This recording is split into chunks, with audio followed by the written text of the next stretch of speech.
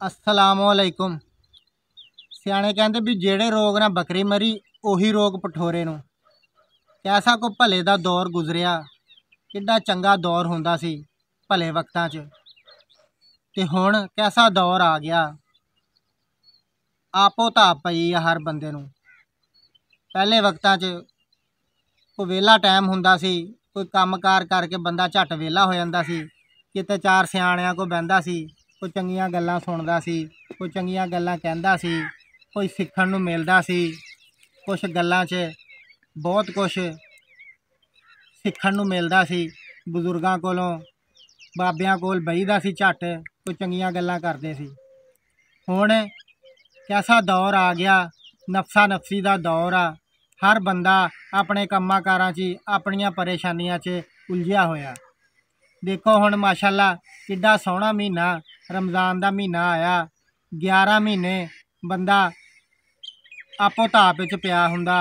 एक कैसा सोहना रब दा प्यारा महीना आया रमज़ान शरीफ, ते रब इस महीने दे विच किन्नियां नेमतां इंसान नूं दिंदा, किन्ने इंसान वास्ते रब ने किड्डा सोहना महीना बनाया। अपने गुनाहां दी बख्शिश करवांदा इंसान। ये भी खुशकिस्मत लोग ने जेड़े इस महीने च अपने गुनाहां नूं बख्शाउंदे ने, रोज़े रखदे ने। रोज़ा देख लो, रोज़ा हुंदा किरदार दा। रोज़ा इंसान दे किरदार दा। ये ना तो किसी नूं दिखावे वास्ते आ, ते ये ना की नाम आ भुख कट्टण वास्ते आ। रोज़ा जेड़ा तुसी देख लो भी साल पूरा इंसान 11 महीने, बाकी 11 महीने भी रब दे आ, लेकिन आ एक खास महीना रब की तरफों एक इंसाना वास्ते, एक मुसलमाना वास्ते एक इनाम आ कि इस महीने च रोज़े का असल मकसद हैगा जिसम की ज़कात। इंसान रोज़ा रखदा, मैं कहना एक महीना तुसी रोज़ा रख लो, पूरा साल 11 महीने तुसी कभी बीमार नहीं होगे। रोज़ा हैगा तुहाडे जिसम की ज़कात। अजकल तुसी देख लो इंसान तीन चीज़ों के पिछे पिया होया, एक पत्थर, दूजा लोहा ते तीजा शीशा। पत्थर कोठियां बंगले जेड़े नाल किसी ने नहीं लै जाने, इन्हां दे पिछे पिया होया। लोहा गड्डियां कारां मोटरसाइकिलां, इन्हां दे पिछे इंसान किद्दां मारो मार लगा पिया। तीसरा हैगा शीशा, मोबाइल LCDियां ते कंप्यूटर दा दौर। इंसान ये मगर किद्दां पिया होया। नफसा नफसी दा आलम आ। रोज़ा हैगा तुहाडा ते रब दा आपस दा मामला। इंसान देख लो तुसी नमाज पढ़दा, जुमा पढ़दा, उमरे ते जांदा, हज ते जांदा, हर बंदे नूं नज़र आंदा।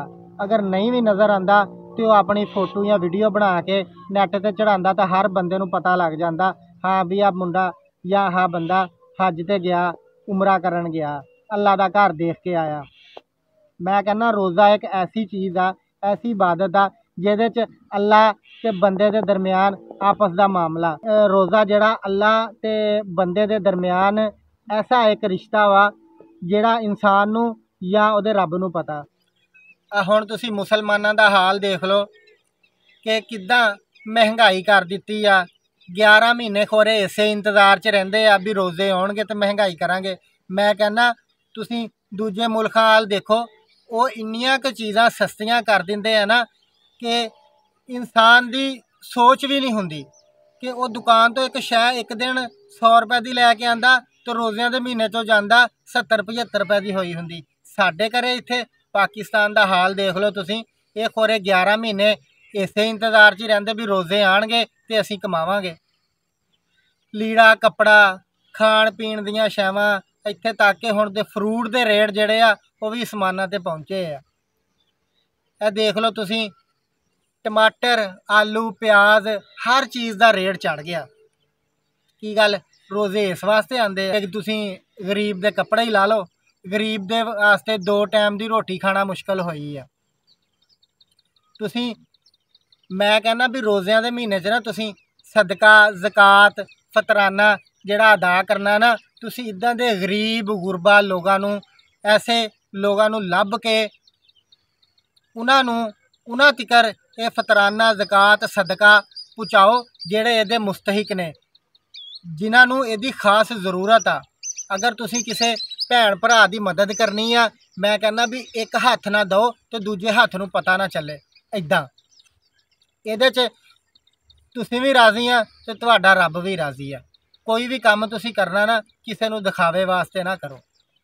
हुण तुसीं देख लो कि रोज़े की अफतारी वास्ते ना घरे घरे लिस्टां बनन लग गईयां होणीਆਂ। जिन्हां दा किसी दा सरदा ना वो लिस्टां बना रहे होने भी असीं किहनूं किहनूं सद्दना, किहनूं किहनूं इनवाइट करना, किहनूं किहनूं दावत देनी। मैं कहना उन्होंने लिस्टां च इत्थे तक कि MPA MNA का नाम उत्ते टॉप लिस्ट ते लिखिया होना।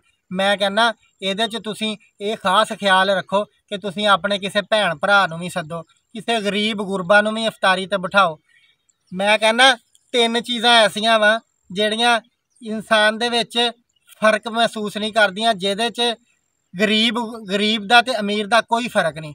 सब तो पहली चीज़ आ नमाज। तुसीं देख लो भी एक सफ च बंदा खड़ोंदा, उहदे च अमीर दी ते गरीब दी कोई पहचान नहीं हैगी। अल्लाह दे नज़दीक वो सारे एक सफ च सब बराबर ने। दूसरी चीज़ हैगी आ तलीम। तुसीं देख लो तलीम दे मैदान च किसी अमीर दी ते गरीब दी कोई जिहड़ी आ फर्क वाली गल नहीं हैगी। एक अमीर दा बच्चा वो पढ़ लिखदा अगर ते वो तुसीं देख लो अगर वो जहीन होएगा तो पढ़े लिखेगा, अगर उन्हें पैसा दे के उहदे नंबर लवा लै तो उस डिग्री की किहड़ी वैल्यू। तीसरी चीज़ हैगी आ खेल। खेल दे मैदान च तुसीं देख लो खेल खरीदी तो नहीं जा सकती। अगर किसी गरीब का बच्चा अच्छा खेलदा वा, अच्छा खेल पेश करदा वा तो मैं कहना ਉਹਦਾ ਹੀ ਨਾਮ रोशन ਹੁੰਦਾ। वो खेल के मैदान अपना ही नाम रोशन करदा। ਉਹਦੇ 'ਚ गरीब की तो अमीर की कोई पहचान नहीं हैगी। ये 3 चीज़ों के विच गरीब अमीर की कोई पहचान नहीं। हर चीज़ तुसीं देख लो।